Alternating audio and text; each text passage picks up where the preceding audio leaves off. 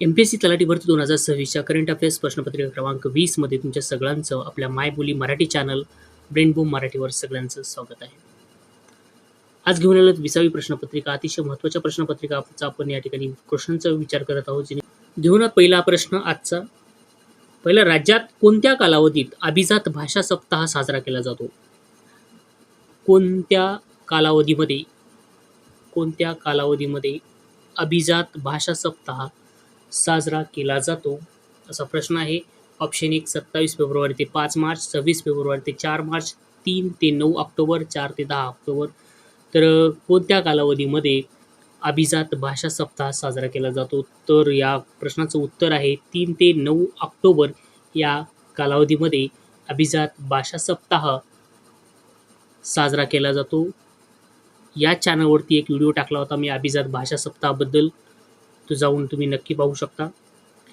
3 ते 9 ऑक्टोबर या कालावधीमध्ये अभिजात भाषा सप्ताह साजरा केला जातो. चला तर आजचा दुसरा प्रश्न आपण या ठिकाणी घेऊयात. तर भारतात सर्वप्रथम कोणत्या वर्षी जातीनिहाय जनगणना करण्यात आली होती? ऑप्शन 1 1931, ऑप्शन 2 1932, ऑप्शन 3 1935 आणि 4 1940. तर सर्वप्रथम 1931 मध्ये शेवटची पूर्ण जातीनिहाय जनगणना केली गेली. हे तुम्हाला लक्षात माहिती असावं. 1931ला भारतात सर्वप्रथम जातीनिहाय जनगणना करण्यात आली होती. 1931 लक्षात असू द्या. यानंतरचा प्रश्न आपण घेणार आहोत, प्रश्न क्रमांक 3. थोडं झूम इन करूया, वाचून घेऊया. खालील विधाने लक्षात घ्या म्हणले, बघूया आपण काय आहे ते. Miss universe India 2025 Manika Vishwakarma आहे.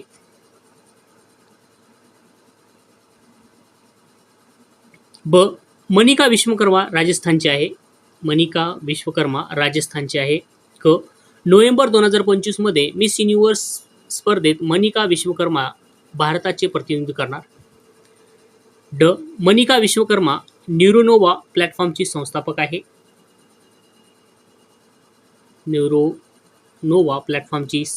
आहे. इसवी सन 2025 ची 74वी मिस युनिव्हर्स स्पर्धा थायलंडमध्ये होणार आहे. अशा पद्धतीनं काय दिलेलं आहे, क्वेश्चन दिलेला आहे. तर खालील विधाने योग्य कथने ओळखा अशा पद्धतीने दिलेला आहे. तर miss universe India Manika Vishwakarma आहे. मनिका विश्वकर्मा राजस्थानचे आहे, अगदी बरोबर आहे. नोव्हेंबर 2025 मध्ये मिस होणाऱ्या युनिव्हर्सल स्पर्धेत मनिका विश्वकर्मा भारताचे प्रतिनिधित्व करणार आहे, हेही बरोबर आहे. मोनिका विश्वकर्मा न्यूरोनोवा प्लॅटफॉर्मची संस्थापक आहे, हेही बरोबर आहे. 2025 ची 74वी मिस युनिव्हर्स स्पर्धा थायलंडमध्ये होणार आहे. हे सगळेचे सगळे अ पासून ते ई पर्यंतचे सगळे विधाने योग्य आहेत, म्हणून योग्य कथन ओळखायचं आहे. अ, ब, क, ड, ई हे सगळे विधान कसे आहेत, योग्य आहेत. अशा पद्धतीने हे क्वेश्चन्स असू शकतात. या ठिकाणी मी सगळे तुम्हाला व्यवस्थित सांगितले. तिथं त्या ठिकाणी अयोग्य विचारलं असेल तर हे सगळे योग्य माहीत असणं गरजेचं आहे, तेव्हा अयोग्य तुम्हाला सांगता येत नाही. त्याच्यामुळे आपण सगळेच योग्य घेतलेले आहेत, म्हणजे तुम्हाला त्याची चूक होणार नाही, या प्रश्नामध्ये काही चुका होणार नाहीत. अशा पद्धतीने आपण या क्वेश्चनचं काय केलेलं आहे, ॲनालिसिस करून आपल्याला घेतलेलं आहे. चला तर पुढचा क्वेश्चन आपण पाहूया कशा पद्धतीने आहे.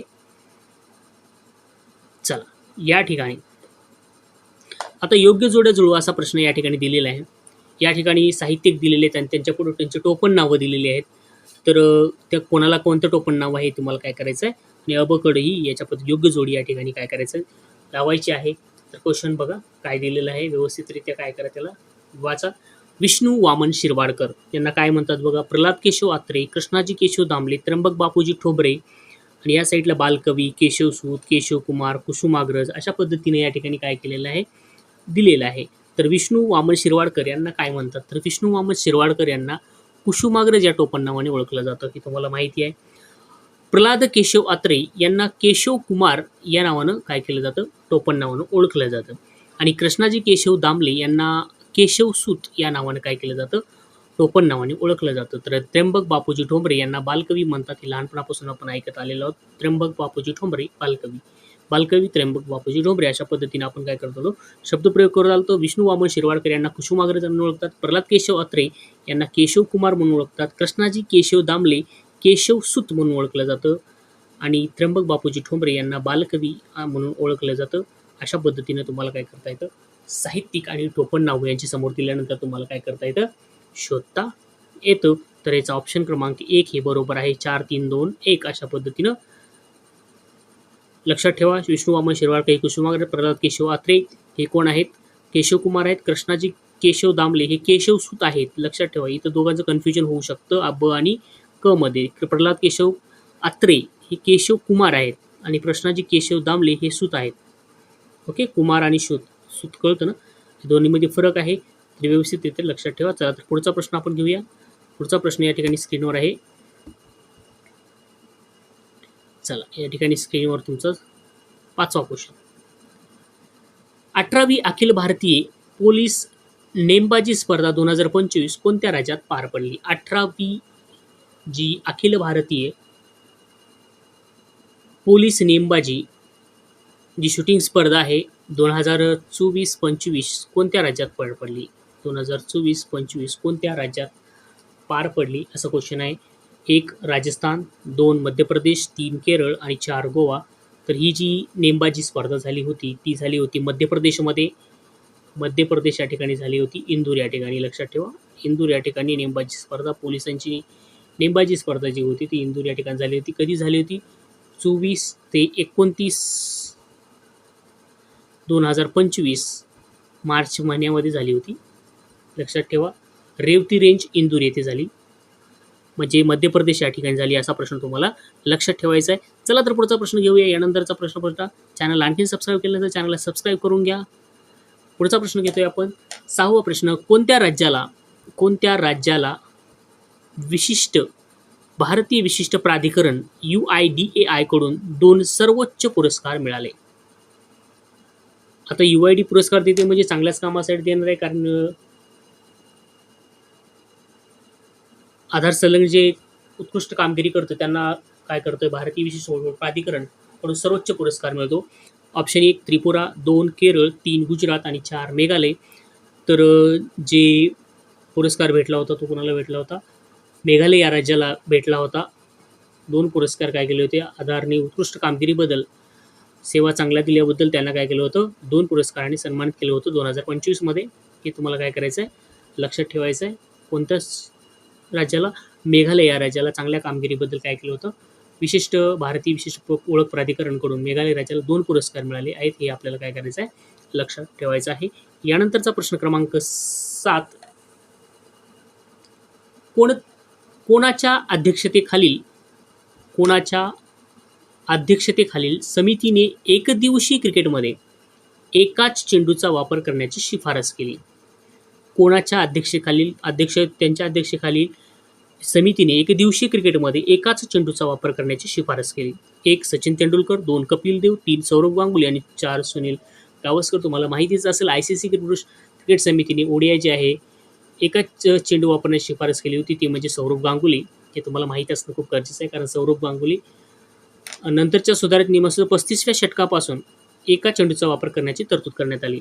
जे 35वं षटक आहे त्याच्यानंतर जे एकाच चेंडूचा वापर करण्याची तरतूद मान्य करण्यात आलेली आहे. हेही तुम्हाला लक्षात ठेवायचं. कोण होते ते? सौरभ गांगुली. ते ICC पुरुष क्रिकेट समितीचे काय होते? अध्यक्ष होते. आणि त्यांच्याच अध्यक्षतेखाली त्या समितीने काय केली, एकदिवसीय क्रिकेटमध्ये एकच चेंडू वापरण्याची शिफारस केली.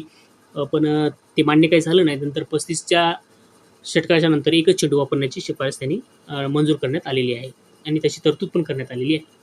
हेही तुमच्या लक्षात असावं. यानंतर 7वा प्रश्न आहे. 8वा प्रश्न आहे. या ठिकाणी स्क्रीनवर दिसतंय 8वा प्रश्न. कोणत्या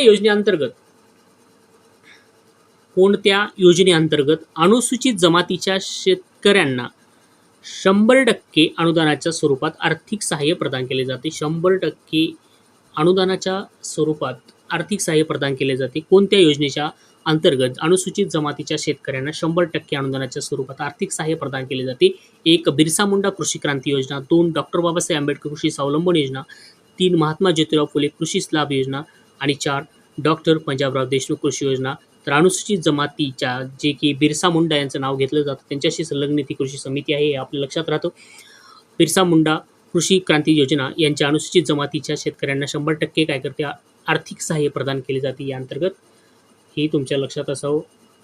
ही महाराष्ट्र शासनाची अनुसूचित जमातीतील एस-टी शेतकऱ्यांसाठी राबवली जाणारी योजना आहे.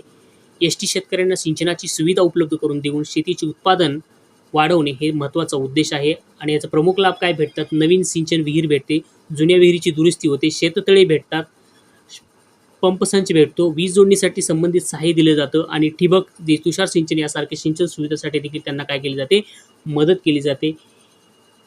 म्हणून योजनेचं नाव लक्षात राहील तुमच्या अनुसूचित जमाती म्हणजे एस-टीसाठी बिरसा मुंडा यांनी भरपूर काम केलेलं आहे, त्यासाठी त्यांच्याच नावाने काय केलं जातं, ही कृषी क्रांती योजना सुरू केलेली आहे आणि त्याच्यामध्ये 100% अनुदान काय केलं जातं, त्यांना दिलं जातं, हे आपल्याला माहिती असलं पाहिजे. तर बिरसा मुंडा कृषी क्रांती योजनाच्या अंतर्गत अनुसूचित जमातीच्या म्हणजे एस-टीच्या शेतकऱ्यांना अनुदानाच्या स्वरूपात आर्थिक सहाय्य केलं जातं, ते म्हणजे 100% अनुदानाच्या सहाय्य. हे तुमच्या काय करायचं आहे, लक्षात ठेवायचं आहे. यानंतरचा आपण प्रश्न घेणार प्रश्न क्रमांक 9. प्रश्न क्रमांक 9 या ठिकाणी स्क्रीनवर आहे. आंतरराष्ट्रीय सौर आघाडीचे मुख्यालय कोठे आहे? आंतरराष्ट्रीय जी सौर आघाडी आहे त्या आघाडीचे मुख्यालय कोठे आहे, असा प्रश्न या ठिकाणी विचारलेला आहे. तर आंतरराष्ट्रीय आघाडीचे जे सौर आघाडीचे मुख्यालय आहे ते म्हणजे गुरुग्राम या ठिकाणी आहे. गुरुग्राम हे आहे सध्या हरियाणामध्ये आहे. म्हणजे भारत हा काय आहे, त्याचा आद्य देश आहे. हरियाणा भारत येथे आहे. तर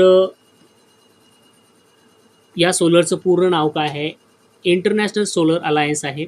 याची स्थापना झालेली आहे 2015 मध्ये आणि या स्थापनेची संकल्पना आहे भारत आणि फ्रान्सचा संयुक्त उपक्रम आहे. भारत आणि फ्रान्स यांचा काय आहे, हा संयुक्त उपक्रम आहे आणि याचे मुख्यालय आहे गुरुग्राम हरियाणा या ठिकाणी. लक्षात ठेवा. संकल्पना आहे COP21 पॅरिस 2015च्या पार्श्वभूमीवर काय केली, ही संकल्पना मांडलेली आहे. आणि गुरुग्राममध्ये मुख्यालयाचा पत्ता आहे गवलपहारी फरीदाबाद गुरुग्राम रोड, गुरुग्राम हरियाणा या ठिकाणी. आणि याचा मुख्य उद्देश काय आहे, तर सौर ऊर्जेचा वापर वाढवणे आणि सदस्य देशामध्ये सौर ऊर्जेसाठी सहकार्य वाढवणे, अशा पद्धतीने काय आहे, वापर आहे, हेही तुम्हाला लक्षात असलं पाहिजे. आणि सदस्यत्व 2020च्या फ्रेमवर्क ॲग्रीमेंटमधील सुधारणेनंतर संयुक्त राष्ट्राच्या सर्व सदस्य देशांना ISA मध्ये सहभाग होण्याची पात्रता मिळालेली आहे 2020च्या फ्रेमवर्क ॲग्रीमेंटनुसार, बरं का. हे पण तुम्हाला काय करायचं, लक्षात ठेवायचं आहे. तर भारत, फ्रान्स, ISA 2015 मध्ये, COP 2021 पॅरिस, मुख्यालय कुठं आहे, गुरुग्राम हरियाणा या ठिकाणी आहे. हेही तुमच्यासोबत त्यासोबत लक्षात ठेवायचं आहे. म्हणजे भारत आणि फ्रान्स यांच्या संयुक्त विद्यमाने हा तयार झालेला काय आहे, उपक्रम आहे, हे लक्षात ठेवायचं. 2015 साली काय झाले, याचं ओपनिंग झाली आहे, स्थापना झालेली आहे, फाउंडेशन झालेलं आहे. आणि याचं मुख्यालय कुठं आहे, गुरुग्राम या ठिकाणी. ऑप्शन नंबर 4 आहे त्याचं उत्तर आहे. तुम्हाला यासोबत ही लक्षात ठेवायचं. आणि प्रश्न क्रमांक पुढचा या ठिकाणी प्रश्न क्रमांक 10 या ठिकाणी आपण घेतोय. जागतिक आनंदी दिन. जागतिक आनंदी दिन म्हणून कोणता दिवस साजरा केला जातो? 1 20 मार्च, 2 21 मार्च, 3 22 मार्च आणि 4 24 मार्च. तर जागतिक आनंदी दिन म्हणून 20 मार्च काय केला जातो, साजरा केला जातो. घोषणा कोणी केली आहे, तर संयुक्त राष्ट्र महासभेचे सभेने 2012 मध्ये केलेली आहे. संयुक्त राष्ट्र महासभा जी आहे, महासभेने काय केली आहे, 2012 मध्ये घोषणा केलेली आहे. आणि पहिला उत्सव 2013 मध्ये काय केला, सेलिब्रेट केला. कधी, तर 20 मार्चला. ओके, 20 मार्च 2013ला काय केला, सेलिब्रेट करण्यात आलेला आहे.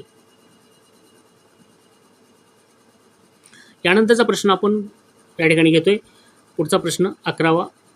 चॅनल आतापर्यंत सबस्क्राईब केलं तर चॅनलला सबस्क्राईब करून घ्या. भारतातील सर्वात लांब वंदे भारतचे अंतर एकूण किती किलोमीटर आहे, असा प्रश्न आहे. भारतातील जी वंदे भारत आहे तिची एकूण किती किलोमीटर, अंतर किती किलोमीटर आहे? 1 879 किलोमीटर, 2 880 किलोमीटर, 3 881 किलोमीटर आणि 4 882 किलोमीटर. तर वंदे भारत जी आहे अंतर एकूण किती किलोमीटर आहे, तर 881 किलोमीटर काय केलं आहे, वंदे भारत एक्सप्रेस म्हणून सुरू झालेली आहे. आणि अजनी ते पुणे वंदे भारत एक्सप्रेसने 881 किलोमीटरचं अंतर काय केलेलं आहे, पार केलेलं आहे. अजनी म्हणजे नागपूर या ठिकाणून काय केलं आहे, नागपूर ते पुणे हे जे 841 किलोमीटर 81 किलोमीटर जे अंतर आहे ते पार केलेलं आहे. नागपूर ते पुणे नागपूरमध्ये जी आजनी आहे, त्या आजनी स्टेशनपासून पुणे स्टेशनपर्यंतचं अंतर जे 881 किलोमीटर आहे, ते 81 अंतर सर्वात लांब वंदे भारतने काय केलेलं आहे, पार केलेलं आहे. यानंतरचा क्वेश्चन आहे